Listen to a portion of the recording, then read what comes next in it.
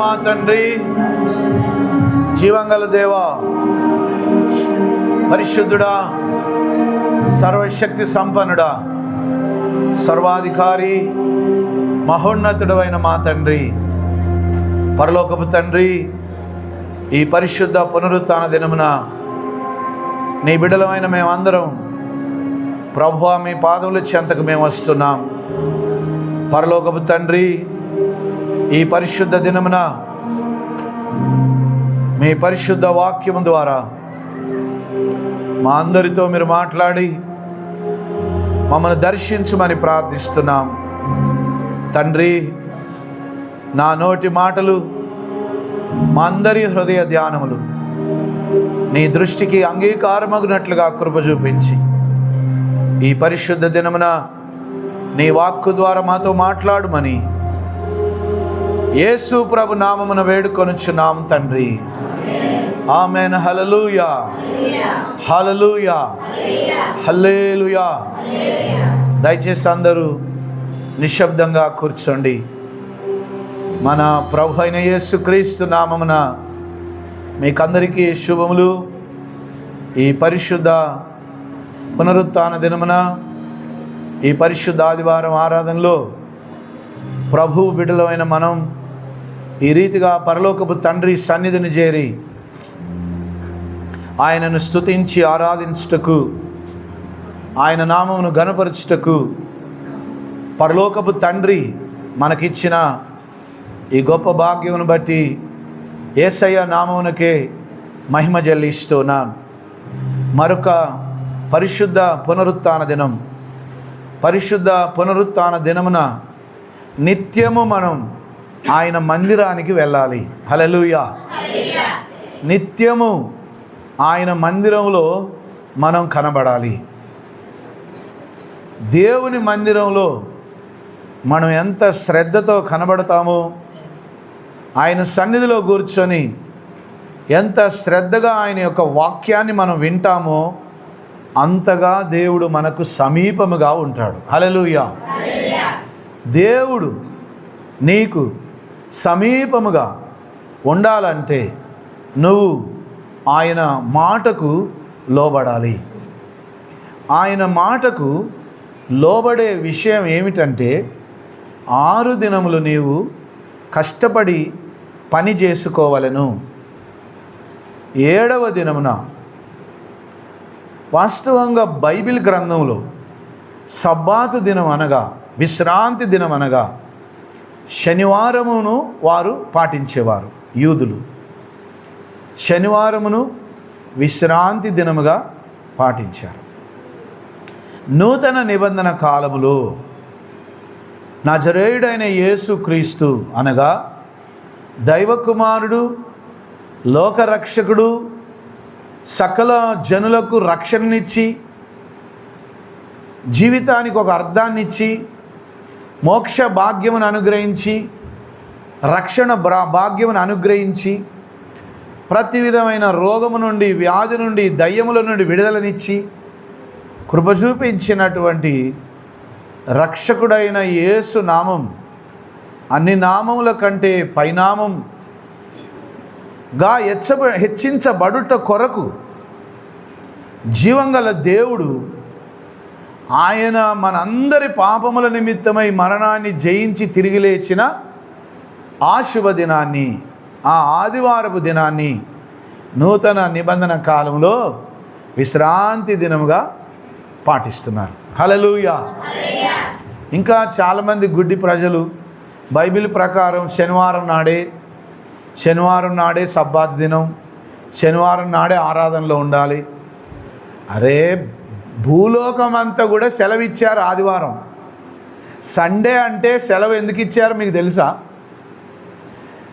కేవలం మన భారతదేశంలో మాత్రమే కాదు, ప్రపంచ దేశాలన్నిట్లలో సండే అంటే ఆదివారం అది సెలవు దినం. హల్లెలూయా, హల్లెలూయా, హల్లెలూయా.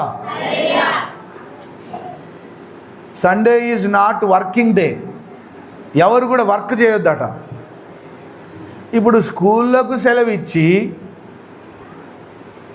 ఉద్యోగాలకు సెలవిచ్చి చాలామంది బిజినెస్లు కూడా సెలవు పెట్టుకుంటే, ఖమ్మంలో పోతే ఆదివారం సెలవు, ఎక్కడ షాపులు ఉండవు. రకరకాలుగా అందరూ ఆదివారం సెలవుని పాటిస్తుంటే దేవుని బిడ్డలు పనికి పోవచ్చా? చెప్పండి, ఆదివారం దేవుని బిడ్డలు పనికి పోతారా? అది బుద్ధిహీనులు చేసే పని. హల్లెలూయా. బైబిల్ గ్రంథంలో బుద్ధిమంతులు అన్నాడు, బుద్ధి లేని వారు అన్నారు. హల్లెలూయా. బైబిల్లో ఇవన్నీ రాయబడి ఉన్నాయి. ఎవరు బుద్ధిమంతులు, ఎవరు బుద్ధి లేనివారు. దేవుని మాటకు విని లోబడి, ఆయన వాక్యాన్ని అనుసరించి, ఆయన మాటకు లోబడి, ఆయన ఆత్మ ద్వారా నడిపింపబడే వారందరూ బండ మీద ఇల్లు కట్టుకున్న బుద్ధిమంతులై ఉన్నారు. హల్లెలూయా. దేవుని మందిరాన్ని నిర్లక్ష్యం చేసి, క్రమంగా ప్రార్థనకు రాకుండా, వాక్యం వినకుండా, పరిశుద్ధంగా జీవించకుండా, పాపములో, దొంగతనంలో, త్రాగుడులో, సిగరెట్లో, అబద్ధాల్లో, సినిమాల్లో, షికారులు, మోసం, అబద్ధపు జీవితంలో ఉండేటువంటి వారందరూ ఇసుక మీద ఇల్లు కట్టుకున్న బుద్ధి లేనివారు. హల్లెలూయా. హల్లెలూయా. అట్లని బైబిల్ గ్రంథమే సెలవిస్తున్నది. కాబట్టి మనం బుద్ధిమంతులతో సహవాసం చేయాలి, బుద్ధి లేని వారితో సహవాసం చేయకూడదు. బుద్ధి లేని వారితో సహవాసం చేస్తే నీవు వాళ్ళ యొక్క బుద్ధిహీనత నీకు కూడా అలవాటవుతుంది. వారి యొక్క బుద్ధి లేని క్రియలు నీకు కూడా అలవాటవుతాయి. అప్పుడు నువ్వు దేవునిలో ఉండలేవు. వాళ్ళు చెప్పినట్టే విని నువ్వు కూడా బుద్ధిహీనురాలుగా, బుద్ధిహీనుడిగా అయిపోతావు. కాబట్టి దేవుని పరిశుద్ధ దినమున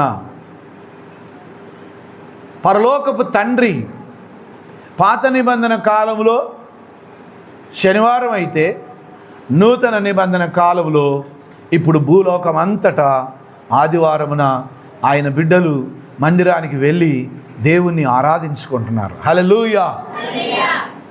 ఇప్పుడు పరీక్ష రాసే పిల్లలకు కూడా ఆదివారం ఏంటిది? సెలవు. ఏం కాదు, ఎగ్జామ్స్ రాయాల్సింది అంటారా? అనరు. ఆదివారం ఏంటిది? ఈ యొక్క ఆజ్ఞ ఎక్కడి నుంచి వచ్చింది? పరలోకమందున్న తండ్రి ఆజ్ఞ అయి ఉన్నది. హల్లెలూయా. దీన్ని ఎవరు మార్చలేరు, ఎవరు కూడా మార్చలేరు. అది ఎవరి వల్ల కాదు. ఎందుకంటే యెహోవా దేవుడు 6 దినములు సృష్టించి 7వ దినమున విశ్రమించెను గనుక, ఆ విశ్రమించినటువంటి ఆ దినాన్ని దేవుడు పరిశుద్ధపరిచి ఇజ్రాయేలీలకు ఆజ్ఞగా ఇచ్చి ఉన్నాడు.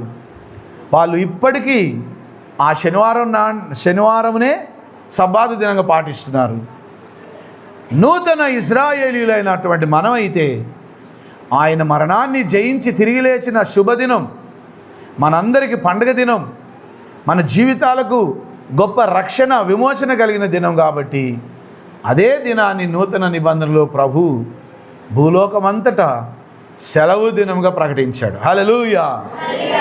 అందుకే ప్రతి ఆదివారం మీ ఇంటి దగ్గర కొందరు పశువులు కాయడానికి పోతే, నేను చర్చికి పోతా కానీ నువ్వు పనికి పో అని వంతులు పెట్టుకోవద్దు. నేను పనికి పోతా, లేకపోతే నేను కోతులు కొట్టబోతా, నువ్వేమో మందిరానికి పో. దేవుని మీద ఆధారపడ్డప్పుడు పరిశుద్ధాత్మ దేవుడు తప్పకుండా మన పక్షంగా కార్యం చేస్తాడు. అంత కాకపోతే నీ బంధువుల్లో ఎవరినైనా కాపలా పెట్టు, వాళ్ళని రిక్వెస్ట్ చేయి, మేము దేవుని కాడికి పోతున్నాం, మేము వచ్చేంత వరకు నా పొలం చూసుకో, నా చేను చూసుకో, నా పశువులను చూసుకో, నా ఇల్లును చూసుకో అని ఎవ్వరికి చెప్పినా ఎవరైనా సహాయం చేస్తారు. హల్లెలూయా. ఆశ ఉండాలే కానీ దేవుడు ఆయన సన్నిధికి రావడానికి నీకు తప్పకుండా దయ చూపిస్తాడు. హల్లెలూయా. బైబిల్ గ్రంథంలో నుండి మత్తయి సువార్త నుండి మనం ధ్యానించుకుంటూ వస్తున్నాం. మత్తయి సువార్త 5వ అధ్యాయం, మత్తయి సువార్త 5వ అధ్యాయం 17వ వచనం నుండి 20వ వచనం వరకల దేవుని మాటలు చదవబడగా మనం విని ఉన్నాం. బైబిల్ గ్రంథం ఉన్న వాళ్ళు తీసి చూడండి. మత్తయి సువార్త 5వ అధ్యాయం 17వ వచనం నేను చదువుతున్నాను. హల్లెలూయా, హల్లెలూయా. ధర్మశాస్త్రమునైనను ప్రవక్తల వచనములనైనను కొట్టివేయ వచ్చితినని తలంచవద్దు. నెరవేర్చుటకే గాని కొట్టివేయుటకు నేను రాలేదు. హల్లెలూయా, హల్లెలూయా, హల్లెలూయా. యేసుక్రీస్తు ప్రభు ఈ భూమి మీద ఇజ్రాయేలు దేశంలో చుట్టుపక్కల ప్రాంతాల్లో సువార్త ప్రకటిస్తూ ఆయన తిరుగుతున్నప్పుడు ఎన్నో అద్భుతాలు చేశాడు, ఎన్నో దయ్యాలను వెళ్ళగొట్టాడు, ఎంతోమంది రోగులను స్వస్థపరిచాడు, ఎంతోమంది కన్నీరు తుడిచాడు, ఎంతోమందిని బలపరిచాడు, ఆరోగ్యం ఇచ్చాడు, స్వస్థతనిచ్చాడు, చచ్చిపోయిన వాళ్ళు లేపాడు. అద్భుతాలు, స్వస్థతలు, మహత్కార్యాలు, మహిమగల కార్యాలు యేసు ప్రభు చేశాడు. అయితే అక్కడున్న పరిసయ్యులు, సద్దుకయ్యులు, అక్కడున్నటువంటి వివిధ రకములైన మతస్థులు, వివిధ రకములైన శాస్త్రులు యేసు ప్రభుని వ్యతిరేకించడం మొదలుపెట్టారు. ఎందుకు వ్యతిరేకించారంటే అంతకాలము ప్రజలను వారు తప్పు మార్గాల్లో నడిపిస్తూ కేవలం లోక సంబంధమైన ఆచారాలను పాటించుకుంటూ ఉండేటట్లుగా, దైవభక్తి విషయంలో హృదయాన్ని దేవునికి ఇవ్వకుండా ఆచారాలు మాత్రమే పాటిస్తే సరిపోతుంది అన్నట్టుగా వాళ్ళని ప్రేరేపించి బోధించి ఆ యూద సమాజం అంతటినీ కేవలం నామకార్థమైన దేవుని బిడ్డలుగా మార్చేశారు. అక్కడ దేవాలయంలో పరిచర్య చేస్తున్నారు, బాగానే ఉంది. అక్కడ శాస్త్రులు ఉన్నారు, ప్రధాన యాజకులు ఉన్నారు, అందరూ ఉన్నారు. కానీ యేసు ప్రభుని మాత్రం వాళ్ళు వ్యతిరేకిస్తున్నారు. ఎందుకు? అసలు విషయం ఏంటంటే యేసులో ఉన్న స్వస్థపరిచే వరం వాళ్ళకు లేదు. యేసు దయ్యాలను వెళ్ళగొడుతుంటే ఈయనకు దయ్యం పట్టింది. ఈయన దయ్యముల అధిపతి వలన దయ్యాలు వెళ్ళగొడతాడు. ఈయన ఎక్కడో మంత్రాలు నేర్చుకొని వచ్చాడు.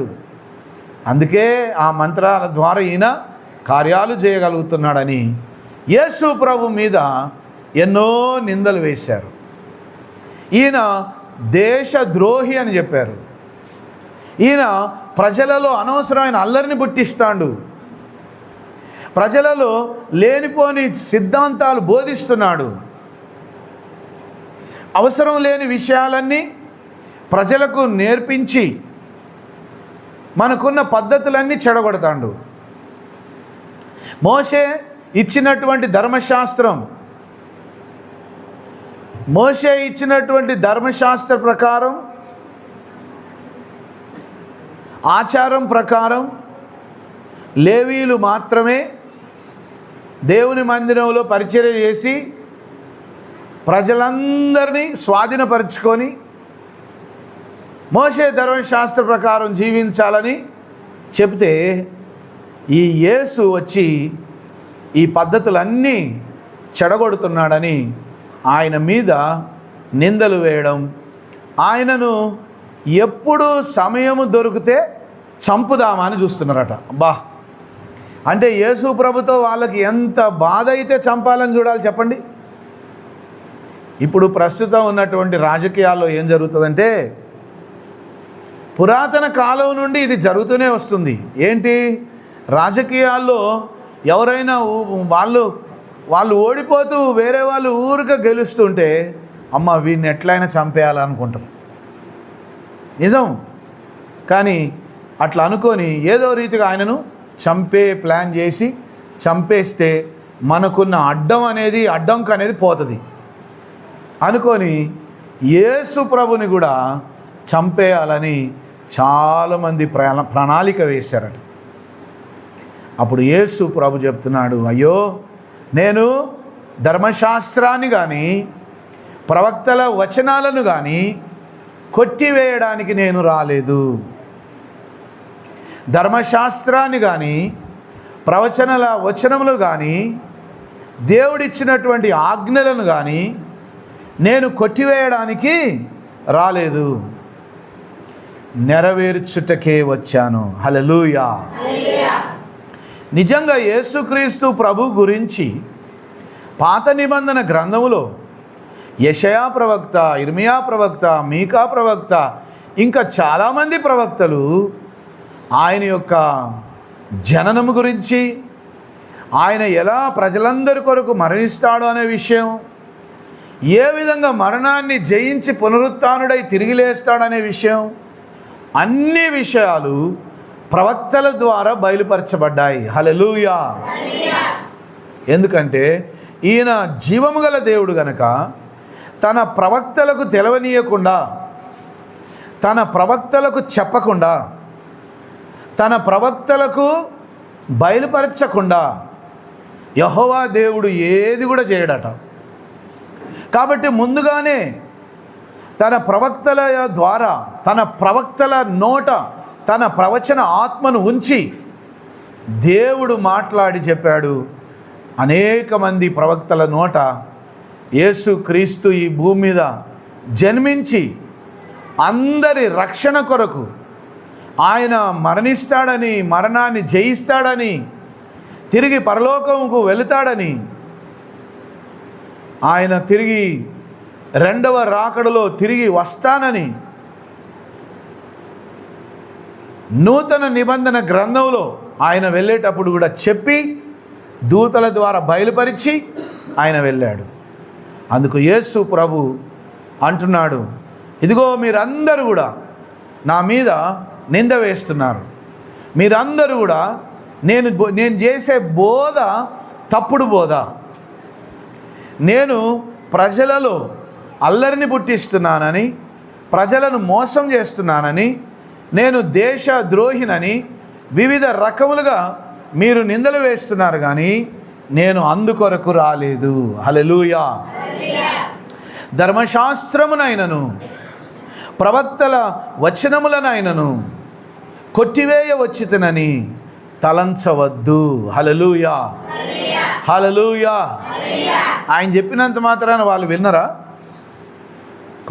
కొంతమంది లోబడ్డరట, కొంతమంది విని నమ్మారు.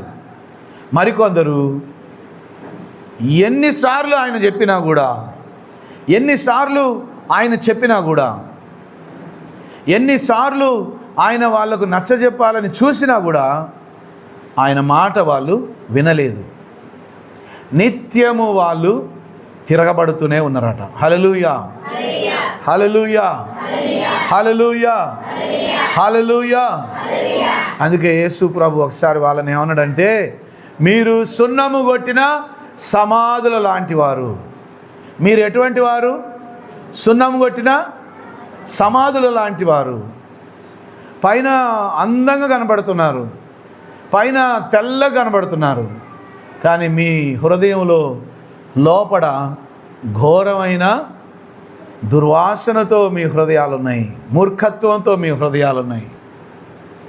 యేసు ప్రభు భూమి మీద ఉన్నంతకాలం ఆయనను నిత్యము చాలామంది వ్యతిరేకించారు, నిందించారు, హేళన చేశారు, అపహసించారు.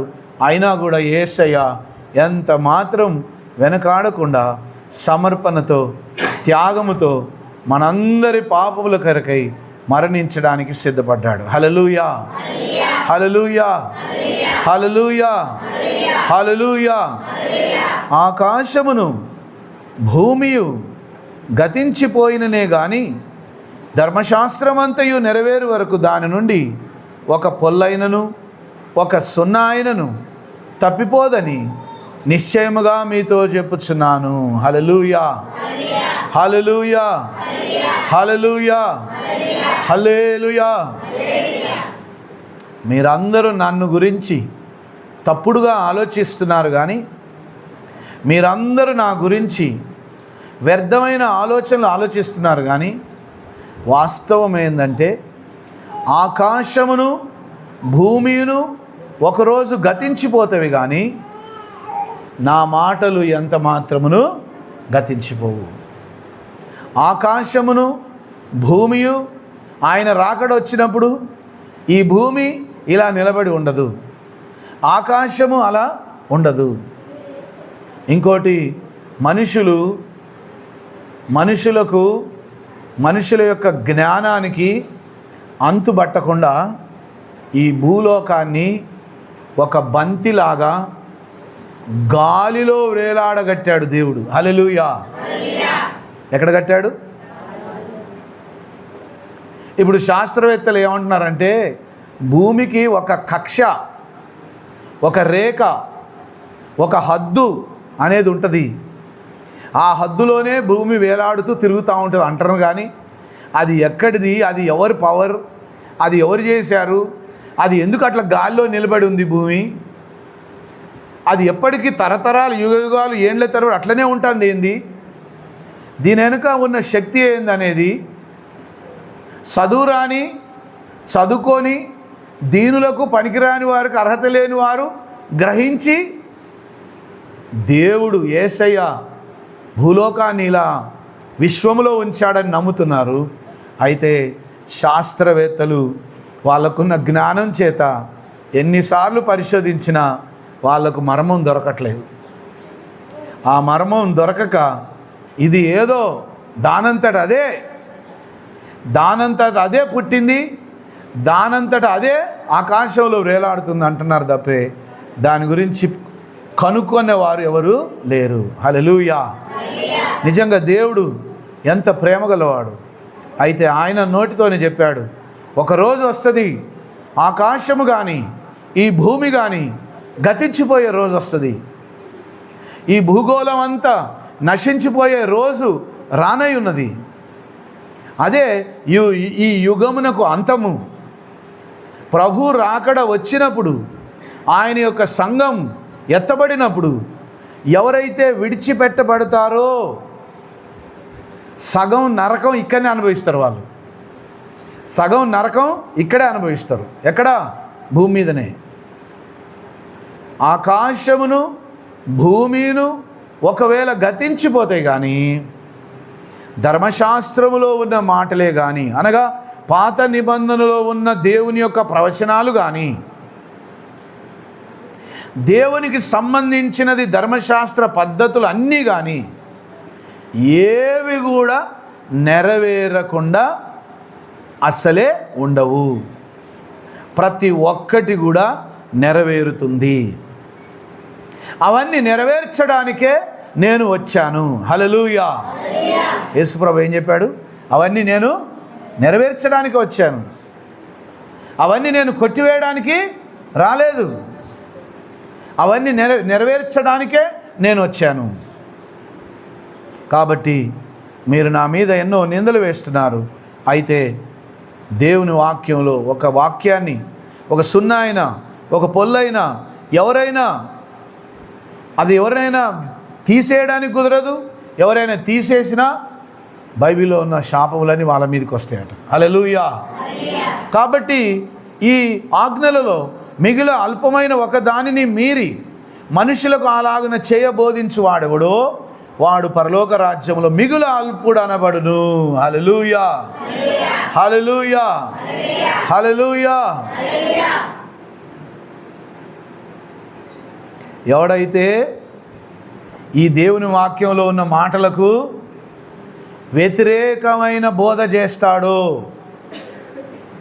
ఈ దేవుని వాక్యానికి వ్యతిరేకమైన బోధ చేస్తాడో వానికి అసలు పరలోకమే ఉండదట. హల్లెలూయా. ఈనాడు భారతదేశంలో కానీ ప్రపంచంలో కానీ అనేక మంది అబద్ధ ప్రవక్తలు బయలుదేరారు. ఆ అబద్ధ ప్రవక్తలు మేము చెప్పిందే కరెక్టు, మేము బోధించిందే కరెక్టు, మా బోధే కరెక్టు, లేదా మా ప్రవక్తే కరెక్టు, లేదా మా సంఘమే కరెక్టు, మా అయ్యగారు చెప్పే వాక్యమే కరెక్టు అని రకరకములైన బోధలు బయలుదేరాయి. కానీ దేవుని బిడ్డలారా, ఒకే ఒక మాట గుర్తుంచుకో. ఒకే ఒక మాట ఏంటంటే, యేసయ్య నిన్ను ప్రేమించి నిన్ను రక్షించాడు, నీకు మారుమనసు అనుభవించాడు, తన రక్తంలో నీ పాపములు కడిగి నిన్ను పవిత్రపరిచాడు. నువ్వు మరణం వరకు ఆయన సాక్షిగా ఉంటే సరిపోతుంది. హల్లెలూయా. ఎప్పటి వరకు? మధ్యలో నువ్వు పోతే నువ్వు నరకానికి వెళ్ళిపోతావు. మధ్యలో నువ్వు పోవద్దనే నిత్యం ప్రభు తన యొక్క సన్నిధిని నీ కొరకు ఏర్పాటు చేసి నిన్ను ప్రతి ఆదివారం ఆయన సన్నిధికి రమ్మని నిన్ను కూర్చోబెట్టి ఆయన యొక్క వాక్యము ద్వారా నీతో మాట్లాడుచున్నాడు. హల్లెలూయా. ఎవరైతే ఆయన మాటలు వింటారో, ఎవరైతే ఆ మాటకు లోబడతారో, ఎవరైతే ఆయన మాటను విని నమ్ముతారో వారు ధన్యులు, వారు నీతిమంతులు, వారు ఆశీర్వదింపబడిన వారు అవుతారు. ఎవరైతే ఆయన మాటకు వ్యతిరేకమైన బోధ చేస్తారో, ఎవరైతే ఆయన మాటకు వ్యతిరేకంగా బోధ చేస్తే అసలు వాళ్లకు బోధించిన వాళ్ళకు అసలు పరలోకమే లేదట. హల్లెలూయా. ఈ ఉదాహరణకు నేను ఇప్పుడు వాక్యానికి వ్యతిరేకంగా మీకు బోధ చేసిన అనుకో, అమ్మా నాకెళ్ళి చూడండి అందరూ, అప్పుడప్పుడు సిగరెట్ తాగొచ్చు అన్నాను అనుకో, ఏమైపోతుంది? శాపం వస్తుందట. నాకు ఏమొస్తుంది? శాపం వస్తుంది. అప్పుడప్పుడు కళ్ళు తాగొచ్చు అని చెప్పిన అనుకో, ఏమొస్తుంది? శాపం వస్తుంది నాకు. మేము బాగుపడం, నా భార్య పిల్లలు మా కుటుంబం మీద శాపం వస్తుంది. ఎందుకు శాపం వస్తుంది అంటే, ఇక్కడ దేవుని వాక్యంలో ఏముందో అది మాత్రమే బోధించాలి నా పని. హల్లెలూయా. హల్లెలూయా. దేవుడు ఈ యొక్క యాంప్లిఫైర్ అయితే అక్కడ మందిరం మీద ఉన్నటువంటి మైకులు ఆ బూర నేనట. హల్లెలూయా. ఈ యాంప్లిఫైర్ అక్కడ పంపిస్తుంటే ఆ బూర మోగినట్టు మోగడమే నా పని. వైర్ కట్ చేస్తే ఏమవుతుంది? బూర మోగుతుందా? మైక్ మోగుతుందా? ఎక్కడ? ఇక్కడ వైర్ కట్ చేసినాక మోగుతుందా? అసలు మాట ఎక్కడి నుంచి వస్తుంది? అక్కడ బూరలో ఉందా మాట? ఇక్కడ యాంప్లిఫైర్లో నుంచి వస్తుంది. ఇక్కడి నుంచి ఆ యొక్క మాట ప్రభావం అనేది ఆ యొక్క బూరలోకి వెళ్తుంది. దేవుని యొక్క బూరలుగా, దేవుని యొక్క సాధనాలుగా దేవుడు తన యొక్క సేవకులను వాడుకుంటున్నాడు. హల్లెలూయా. ఇక్కడ వచ్చినటువంటి దేవుని మాట అక్కడ మైకులో తప్పుడుగా వినబడుతుందా? వినబడదు. దేవుని నుండి ఏదైతే వస్తుందో అక్కడే ఆ బూర అదే మోగాల. తప్పు మోగుతుందా? మోగదు. తప్పు మోగిందనుకో, అమ్మా ఇక్కడ హల్లెలూయా అన్నావు అనుకో, బూరల ఎలవయ్యా అన్నదనుకో, ఎట్టుంటుంది? ఇక్కడేమంటున్నావు? హల్లెలూయా అంటుంది. ఇది ఏది? యాంప్లిఫైర్. అదేమంటుంది? బూర ఎలవయ్యా అంటుంది. అరే ఇదేంటి ఇట్లొస్తుంది? ఈ మైక్ పనికిరాదు. ఎందుకు? ఇక్కడి నుంచే ఆడ పెట్టగానే అక్కడ మోగేది తప్పు మోగుతుంది. ఓహో, దీంట్లో ఏదో ప్రాబ్లం ఉందని తీసి పక్కకు పడేసి కొత్తది తెచ్చి పెడతాం. హల్లెలూయా. హల్లెలూయా. అప్పుడు మంచిగా హల్లెలూయా అని చెప్తుంది. కాబట్టి దేవుని యొక్క వాక్యంలో ఉన్నది ఉన్నట్టుగానే బోధించాలి. కట్టుకథలు కల్పించి బోధించొద్దు. కట్టుకథలు కల్పించి బోధించొద్దు. ఇది దేవుని పవిత్రమైన వాక్యం. ఆ వాక్యాన్ని బోధించేవారు కరెక్ట్గా ఉండాలి, వినేవారు కూడా ఆ వాక్యానికి లోబడాలి. హల్లెలూయా. హల్లెలూయా. హల్లెలూయా. ఒక చిన్న మాట కూడా తప్పు చెప్పొద్దట. ఏం కాదులే, అప్పుడప్పుడు సినిమా చూడొచ్చులే, లేదులే అప్పుడప్పుడు మన దేవుడు క్షమిస్తాడులే, ఏం కాదులే నువ్వేం చేసినా పర్వాలేదులే అని ఎవడైనా బోధించిండు అనుకో, వాడి మీదకి ఏమొస్తాయి? శాపాలు వస్తాయి. ప్రభు ఆ పాపములో పట్టబడిన స్త్రీతో యేసయ్య అన్నాడు, నా కుమార్తె, నేను కూడా నిన్ను శిక్షించను కానీ ఇకను పాపము చేయకుము. హల్లెలూయా. ఎందుకు పాపం చేయొద్దన్నాడు చెప్పండి? ఎందుకు పాపం చేయొద్దన్నాడు? ఆయన అసలు రక్షించింది ఎందుకు? మళ్ళీ పాపం చేయకుండా మంచిగా ఉండాలనేగా. నాకు సంబంధం లేదు, మీరు ఏమైనా చేసుకోర్రా అనంటే అప్పటికే రాళ్ళతో కొట్టి ఆమెని చంపేసేవాళ్ళు. రాళ్ళతో కొట్టి ఆమెను చంపేసేవాళ్ళు. వాళ్ళందరూ అక్కడ రాళ్ళు పడేసి వెళ్ళిపోతే యేసయ్య ఒక్కడే ఉన్నాడు. అబ్బా, నా పని అయిపోతుంది, నేను ఇంతగా ఘోరమైన పాపినని ఈ ప్రభువు కూడా తెలిసిపోయింది కాబట్టి ఇక ఈయన నన్ను పెద్ద శిక్ష వేస్తాడేమో అనుకున్నది. కానీ యేసయ్య అంటాడు, నా కుమార్తె భయపడకుము, ఇదిగో నీవు ఇకను పాపము చేయకుండా నా కొరకు జీవించు బిడ్డ అని పంపించాడు. హల్లెలూయా. ప్రభు దగ్గర రాకముందు నువ్వెంతో పాపివై ఉండొచ్చు. యేసయ్య దగ్గరికి రాకముందు నువ్వు ఎంతో దేవునికి వ్యతిరేకంగా మాట్లాడి ఉండవచ్చు, ఎన్నో పాపములు చేసి ఉండొచ్చు. కానీ యేసు ప్రభు దగ్గరికి వచ్చిన తర్వాత నీ పాత జీవితమును సిలువ వేయాలి. హల్లెలూయా. పాత జీవితాన్ని ఏం చేయాలట? సిలువ వేయాలంటే ఏంది? పాత జీవితం ఏమైపోయింది? కథం చచ్చిపోయింది అన్నట్టు. పాత మనిషి చచ్చిపోయారు, పాత వ్యక్తి ఏమైపోయిండు?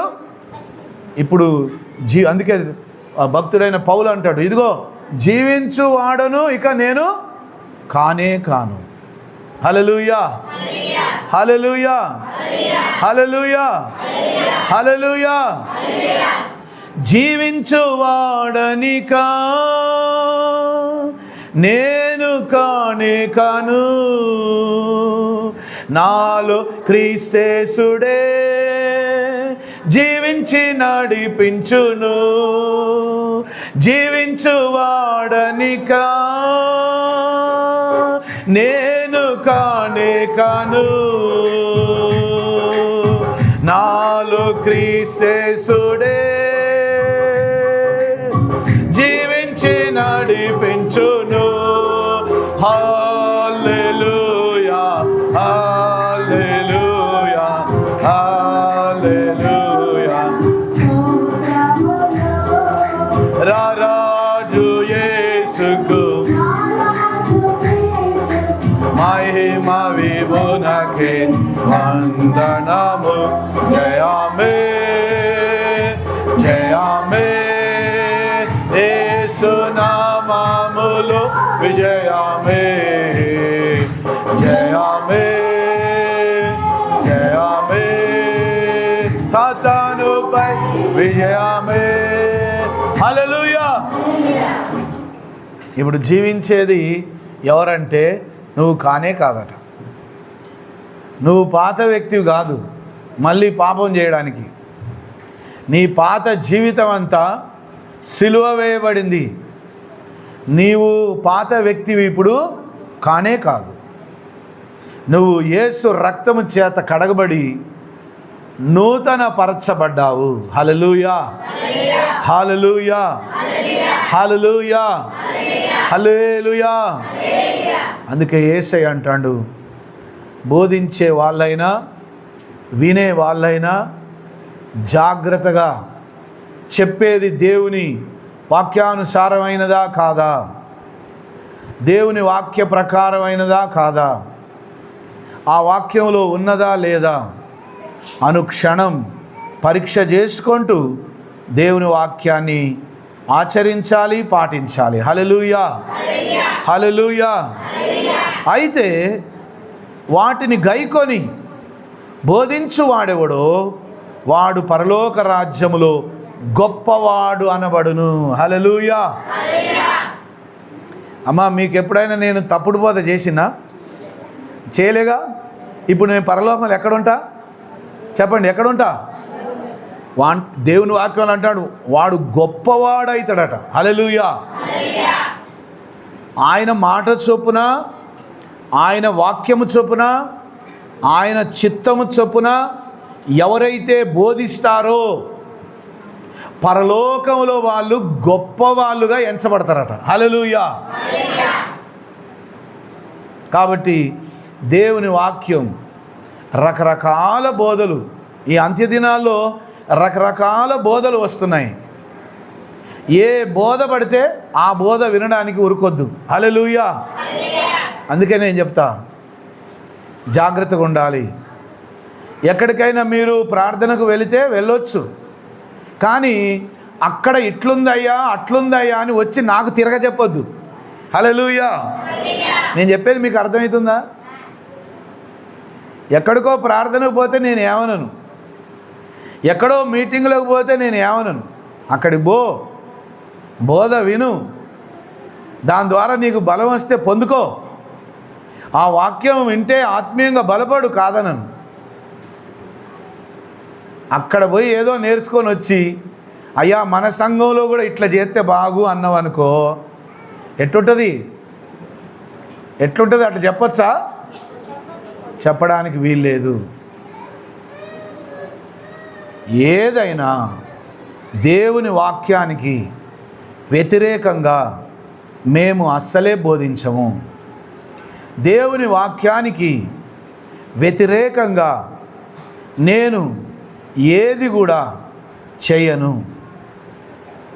ప్రభు మాట్లాడితే, ప్రభు బయలుపరిస్తే, ప్రభు యొక్క వాక్యంలో ఉంటే దానినే మేము జాగ్రత్తగా పాటిస్తాం, వినేవారికి కూడా బోధిస్తాం. హల్లెలూయా, హల్లెలూయా, హల్లెలూయా. చివరిగా యేసయ్య ఒక మాట చెప్తున్నాడు, శాస్త్రుల నీతి కంటెను పరిసయ్యుల నీతి కంటెను మీ నీతి అధికము కాని ఎడలా. హల్లెలూయా. ఇప్పుడు చెప్తున్నాడు, ఆయన మీద ఎవరెవరైతే తిరగబడ్డారో, ఎవరెవరైతే వ్యతిరేకంగా మాట్లాడారో, ఆయన మీద నిందలు వేసి ఎవరైతే మాట్లాడుతున్నారో వాళ్ళందరి గురించి నమ్ముకున్న బిడ్డలకు ఏం చెప్తున్నాడంటే, శాస్త్రులే కావచ్చు, పరిసయ్యులే కావచ్చు, జ్ఞానులే కావచ్చు, గొప్ప గొప్ప అయ్యగారులే కావచ్చు, సేవకులే కావచ్చు, ఎవరైనా కావచ్చు, వాళ్ళకంటే నువ్వు ఇంకా నీతిగల జీవితం జీవించాలంటాడు. హల్లెలూయా. నువ్వు వచ్చి పలానా పాస్టర్ గారు తాగొచ్చు అన్నాడయ్యా, మనం కూడా తాగొచ్చా అని అడిగినవానికి ఎట్టుంటుంది? చెప్పినోడు అబద్ధపు బోధకుడు, అబద్ధపు ప్రవక్త, అబద్ధికుడు ఎవడో చెబితే అందుకే అంటాడు, వాడు శాస్త్రియే కావచ్చు, వాడు పెద్ద బోధకుడే కావచ్చు, పెద్ద యాజకుడే కావచ్చు, పెద్ద నాయకుడే కావచ్చు. అబ్బా మనం నాయకుడు చెప్పిన కాబట్టి మనం వినాల్సిందే అని కొందరు గుడ్డెద్దు చేలబడ్డట్టే, గొర్రెలలాగానే ఉత్తగానే చెప్పిండు కాబట్టి మనం ఇదే చేద్దామని చేసుకుంటూ పోతారు. అట్లా కాదు. చెప్పబడింది దేవుని చిత్తమా కాదా, చెప్పబడింది దేవుని వాక్యంలో ఉందా లేదా, ఆ వాక్యానుసారంగా రాయబడి ఉన్నదా లేదా, ఆ చెప్పబడిన విషయం వాక్యంలో ఉన్నదా లేదా, అన్నీ పరీక్ష చేసుకొని జాగ్రత్తగా పాటించాలి. అందుకే యేసయ్య అన్నాడు, బాబు మీరంతా కొత్తగా నమ్ముకుంటారు, ఇక్కడ ఆల్రెడీ నమ్ముకొని ధర్మశాస్త్రం అనుకొని ఆచారాన్ని పాటిస్తూ పరిశుద్ధత లేకుండా, మారు మనసు లేకుండా, రక్షణ అనుభవం లేకుండా, నీతిగల జీవితం లేకుండా కేవలం మోసే పద్ధతులు పాటిస్తే చాలనుకొని పాపములో అపవిత్రతలో జీవించే శాస్త్రులు, పండితులు, పరిసయ్యులు, సద్దుకయ్యులు చాలామంది ఉన్నారు. వాళ్ళ నీతి కంటే మీ నీతి ఎక్కువైనదై ఉండాలి. హల్లెలూయా, హల్లెలూయా. వాళ్ళలో ఉన్న పరిశుద్ధత కంటే, వాళ్ళలో ఉన్న పవిత్రత కంటే విశ్వాసి అయిన నీలో ఉండే పవిత్ర జీవితం అధికముగా ఉండాలట. హల్లెలూయా. కొందరు ఏం చేస్తారంటే వాళ్ళు చేయట్లే కాబట్టి మేము కూడా చేయం, వాళ్ళు ఉపవాసం ఉండట్లేగా నేను కూడా ఉండను, వాళ్ళు మందిరం ఆరాధన రాకుండా ఎటో పనికి పోతారో నేను కూడా పోతా. ఇక్కడ దేవుని వాక్యంలో అట్లా చెప్పలే. ఎవరినైనా పోల్చుకొని నన్ను అనుసరించమని దేవుడు చెప్పలే. మనుషులను పోల్చుకుంటే నువ్వు పడిపోతావు, ఉండవు, దేవునిలో ఉండవు. మనుషులను పోల్చుకోవద్దు. ఎవరైనా పోతే పోని, నువ్వు దేవుని సన్నిధికి రా. హల్లెలూయా. ఎవరైనా నశించిపోతున్నారంటే నశించిపోతే పోని, మనం ఏం చేయలేం.